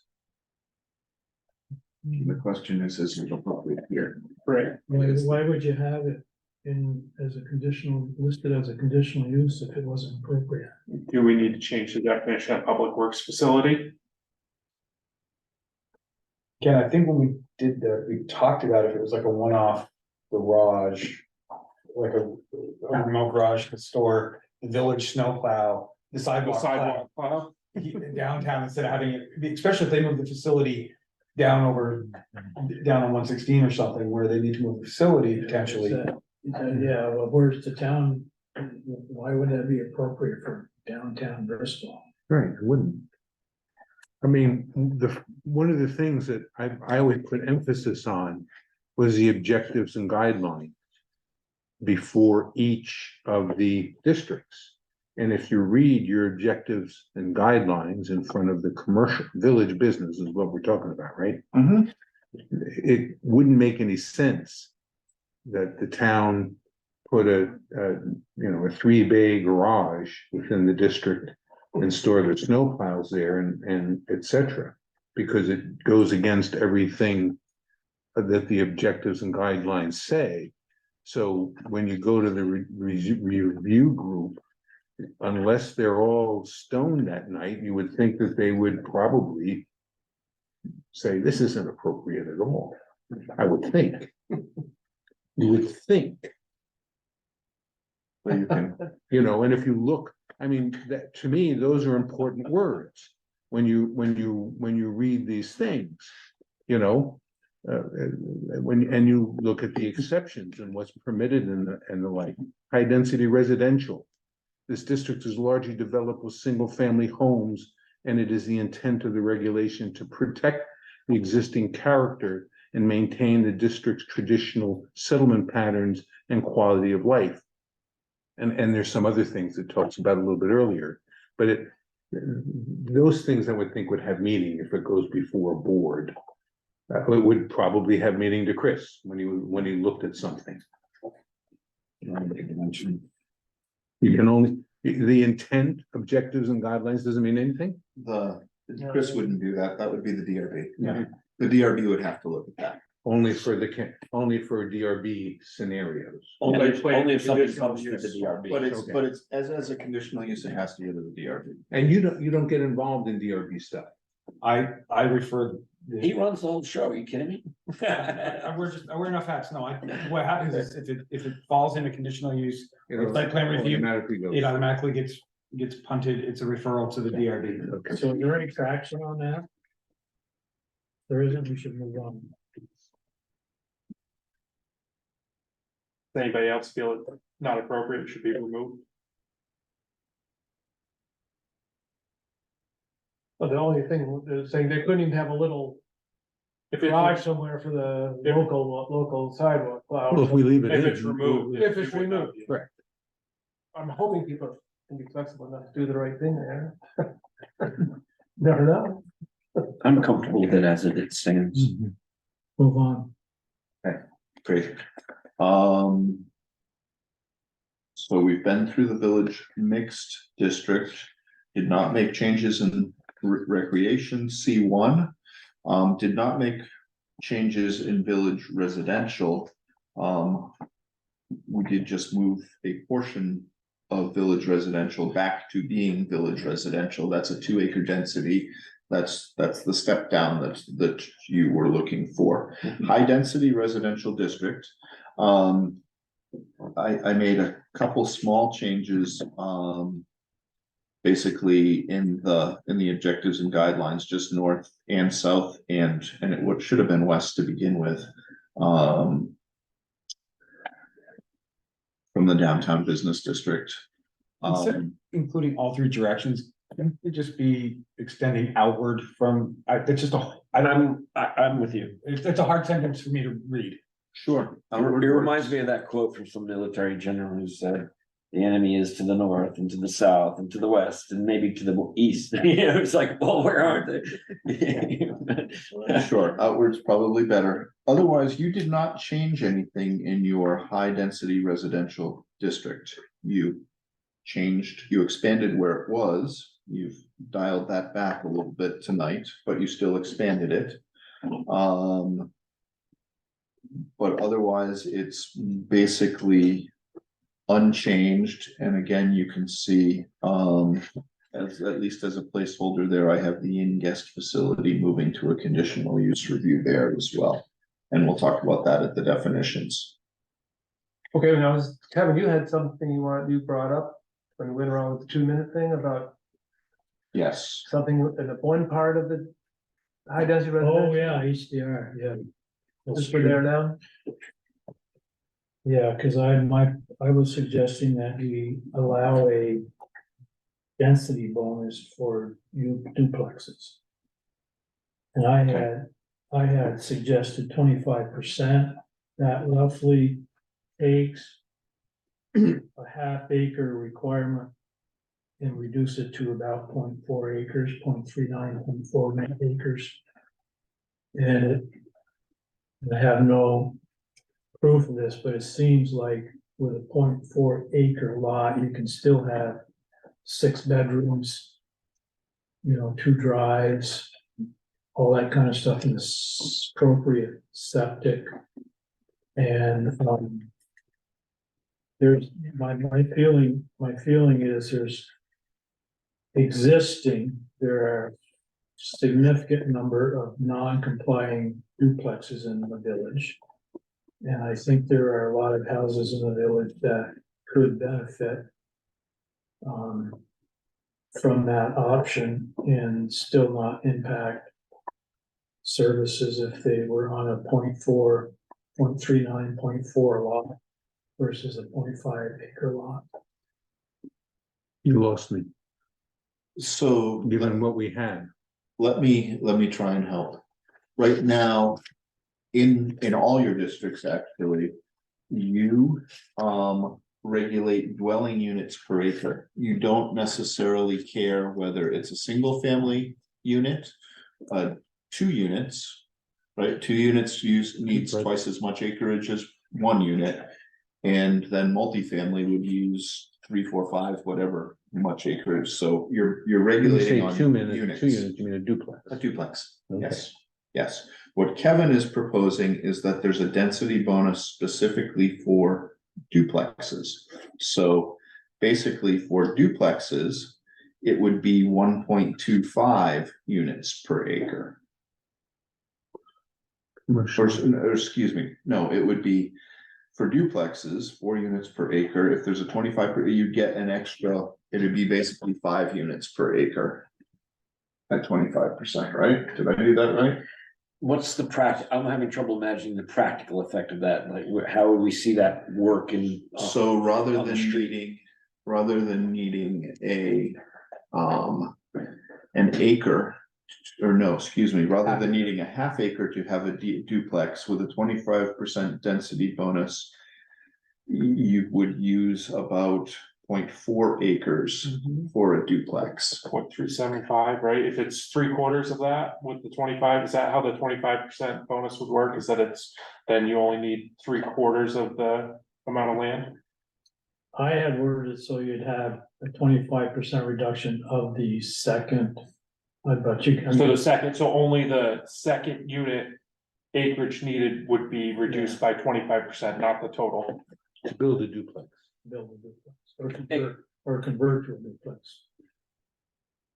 Still not sure I understand. So Well, it says 1 unit per 10,000 square feet, which is the half an acre, and you're saying That's a you'd like quarter to acre. make it that, what? That's a 1/4 acre? it's under a quarter It's acre. just under a So you'd like to move it down a little bit to whatever it is, 9,000 square feet or something. It's a density bonus. So yes, in essence, that's what it does. The 25% allows, it's an additional 25%. It would allow a little bit more than 4 units per acre, but only for duplexes. Is there a way You we can't have more than a duplex on a village lot. Or If a you- duplex, there's no accessory dwelling unit permitted. No, but you could have, you do a 4-unit building if you wanted. You could do a 4 unit, and that would be a conditional use. Yeah. Yes. And you think this is good because it's better than having 2 houses on the same lot or Well, something? what I'm thinking is, the village of Bristol has a lot of older, large houses that are underutilized. And right now, you need a half an acre lot to put in a duplex, which is not uncommon, but it's not that common. Most lots are 0.35 to 0.45.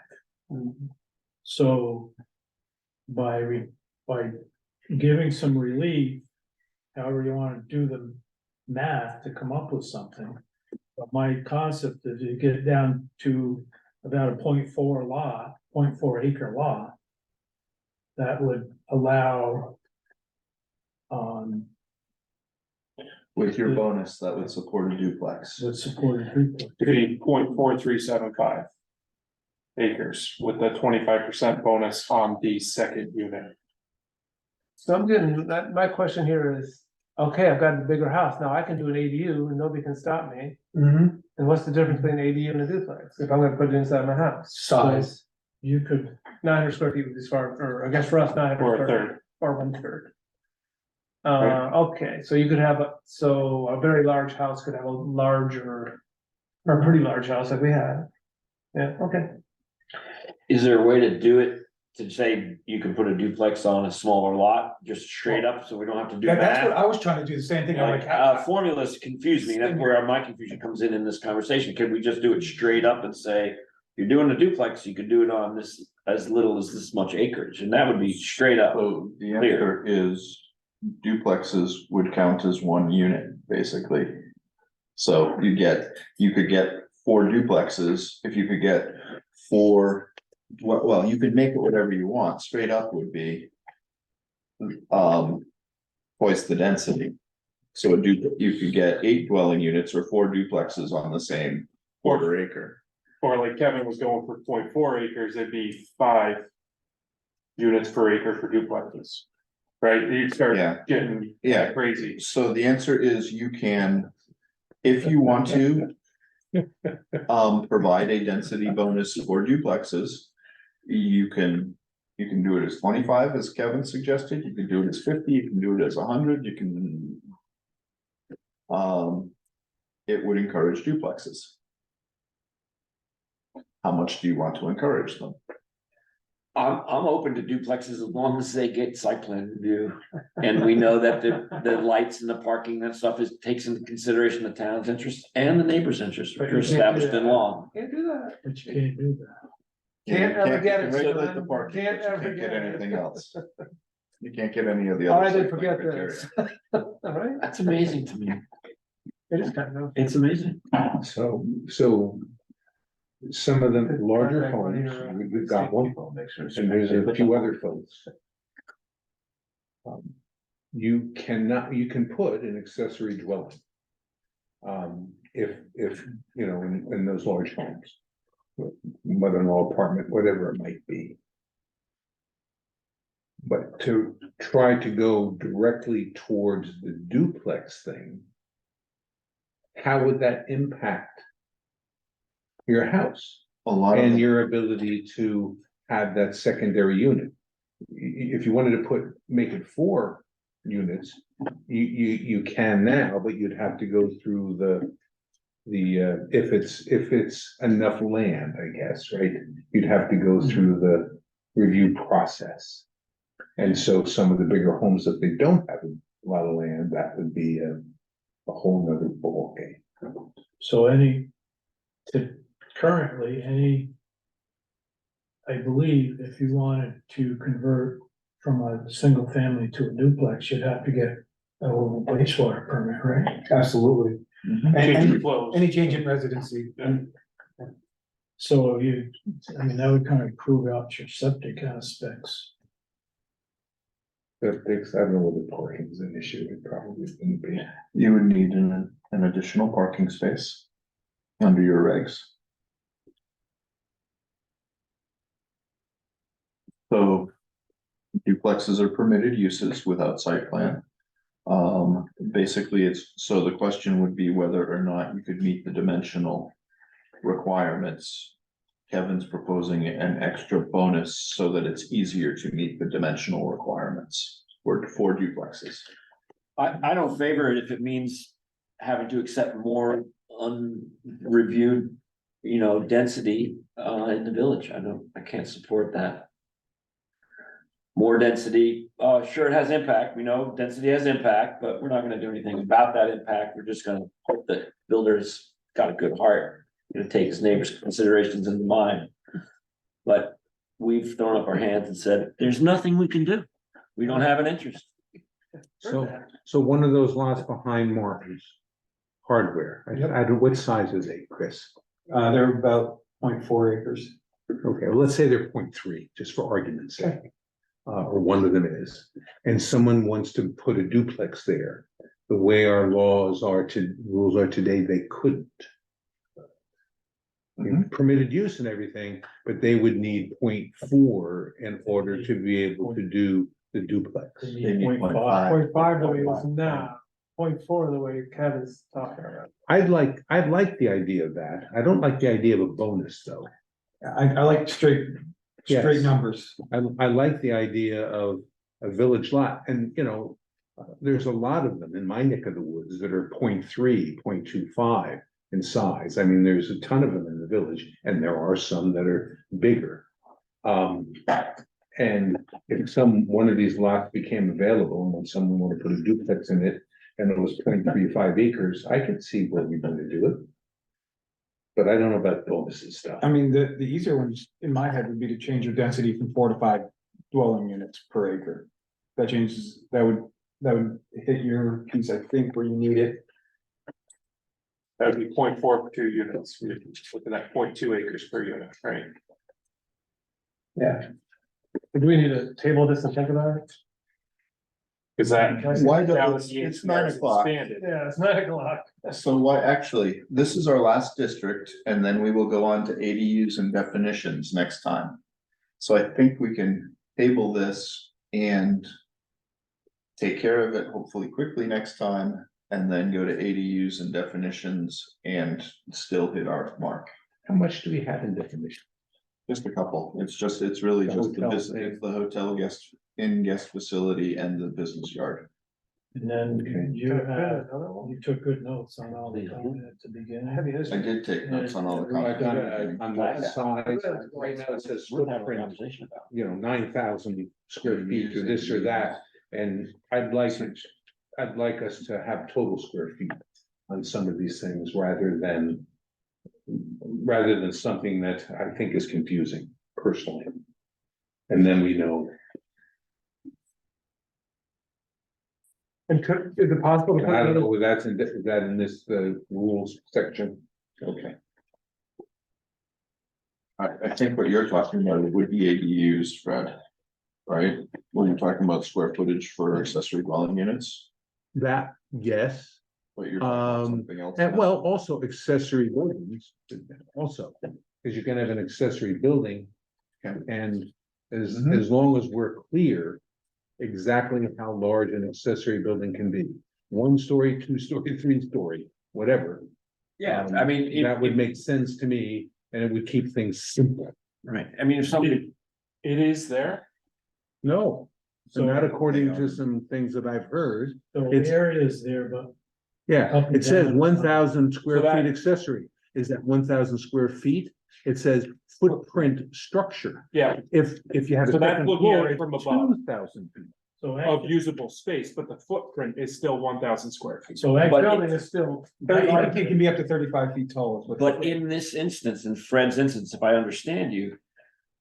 Your example, your hypothetical is not 1 new use, an ADU, it's 2, it's an accessory structure with an ADU on top of it, that's 2 new uses.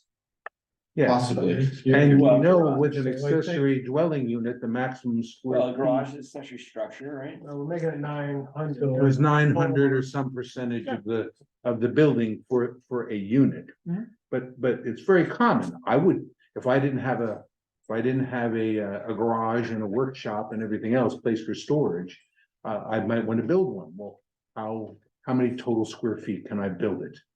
And I don't know with what I see here, whether it's 900, 1,000, 1,400, or what it might So be. so the way the regs read right now, Fred, is it's 1,000 square foot footprint and up to 35 feet tall. Except that I don't think that's spot on, because it matters what uses go in there, so if somebody's proposing an accessory structure, which would.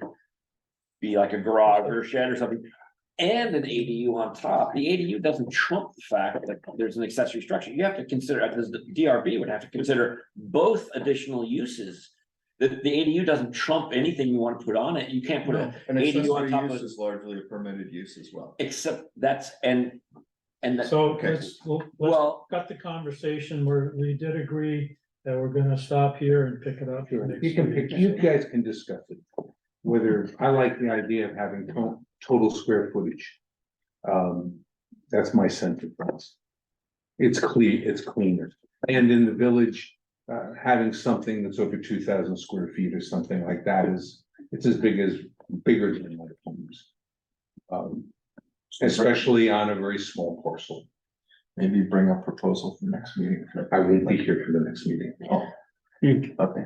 That's why I'm kind of punctuating it a little bit now. I will be in a land where I don't even know whether I'll get in. Good for you. Yes, I'm looking forward to it. Okay, Because our next meeting is 2 weeks. 17. Yes. So that's that. I'll make my pitch now. You guys can talk about it. I guess I'll live with whatever you decide, but I'd really like to have a square foot definition. Like the consideration of village lots and the fact that some of them are very small. And if you allow a very large structure on a very large, small lot, the dynamics are very different. I don't know if we have any power there, though, do we? Okay, so. Done. With the discussion. And potential. I don't think so. One of my subjects hasn't come up, which is on this vein of accessory dwelling units. We're gonna talk about that next week. That's next time. Here's tonight. Next time. For tonight, Yeah, I'm not asking, actually, I'm not asking him saying. Like to make a motion to adjourn? I'll second that. Well, we got. Oh, here's something. We gotta get Chris's report and whatever. Yeah, we got a couple. Meeting minutes hanging out there, and I'd like to get those approved, I think. See you. Thank you. Thank you, guys. I entertain a motion to approve Motion to approve minutes of the meeting, which was September 5th and September September 19th. 5th and 19th. Gotcha. Okay, anybody second that? Second that. Okay, all in favor? Hi, this is for the 19th. Fifth and- And the fifth. and the 5th. Can I vote on the 5th? Was I there? I don't believe Aye. we were not there. So it's basically approving the minutes is rather. A strange process, because really all you need to do is review them for accuracy. Yeah, basically. And any sort of approval is semantics. Our zoning administrator stepped out, so I don't know if you got a report or not. Miscellaneous correspondence is in the chair notes and attached, so you can take a look at that at your leisure. And do we have any? Do we have public comment? Jim was in there, that's the only one, I don't know if it still is. Did we lose him? I We don't lost something. I don't know. Click on the Zoom on the bottom, there you go. There we go. Jim We said, got do we have any public comment? There is. No, You're shaking his head. Okay, so entertain a motion to adjourn. motion to adjourn. Second, Okay, all in favor, say aye. aye. Anybody opposed? Bill's Abstentions. He's outvoted. Okay, thank you. Have a good night. It's late night. I'm ready for bed. Yeah. It's gonna happen. Late for bed? No, you're gonna have late night because you're trying to wrap things up here. This is still early for a school board meeting, by the Well, indeed, I can say that about many other meetings. way. And school board meeting. Oh, good, we got it. Don't get me going. Good. Good. So Okay, I'll good leave night, it to you. everyone. Thank you. Dispatch the- So I get your point, you wanna know. I think the area is pretty well defined. What says, By they zone. use the word footprint. Yeah, so that is, I know what that is. so, but the issue is. You can And- go and up it- 35 feet Sure. with it, so do we wanna? Have a good night, regulate guys. Night, do we wanna regulate that difference, I guess is the question. Well, you could have, as far as I'm concerned, you can have 1,000 square foot building. And if it's a 1-story building, you know, with a peak roof or whatever.